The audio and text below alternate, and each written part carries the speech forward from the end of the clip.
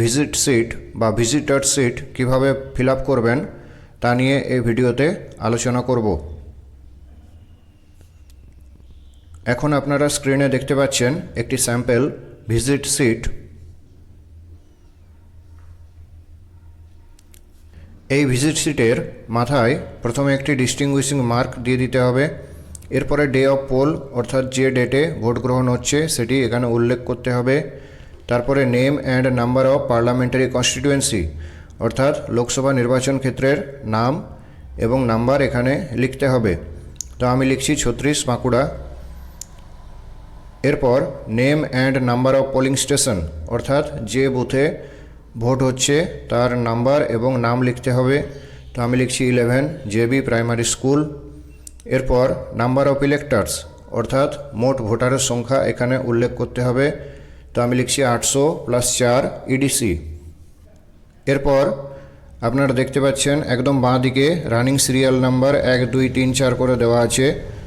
তারপরের কলামে name and designation of the officer visiting অর্থাৎ যে অফিসার ভিজিট করতে আসছেন তার নাম এবং ডেজিগনেশন এখানে লিখতে হবে। তো আমি লিখছি 1 নম্বর সিরিয়ালে সেক্টর অফিসার জি দাস, তিনি ভিজিট এসছেন। টাইম অফ ভিজিট কটার সময় ভিজিট এসছেন সেটি উল্লেখ করতে হবে। তো আমি ধরে নিচ্ছি সকাল 8:30টার সময় তিনি ভিজিটে এসছেন। Brief description of polling process অর্থাৎ ভোট গ্রহণ প্রক্রিয়া নিয়ে তার সংক্ষিপ্ত বক্তব্য তিনি এখানে লিখবেন। তো এখানে তিনি লিখেছেন peaceful. Number of votes pooled till the time of visit অর্থাৎ যখন তিনি ভিজিটে এসছেন সেই সময় পর্যন্ত কতগুলি ভোট পড়েছে। তো আমি ধরে নিচ্ছি 150টি ভোট পড়েছে। এরপর percentage pooled till the time of visit অর্থাৎ ওই সেক্টর অফিসার যে সময় ভিজিট এসছেন সেই সময় 17A রেজিস্টার অনুযায়ী কতজন ভোটার ভোট দিয়েছেন তার পার্সেন্টেজ এখানে উল্লেখ করতে হবে।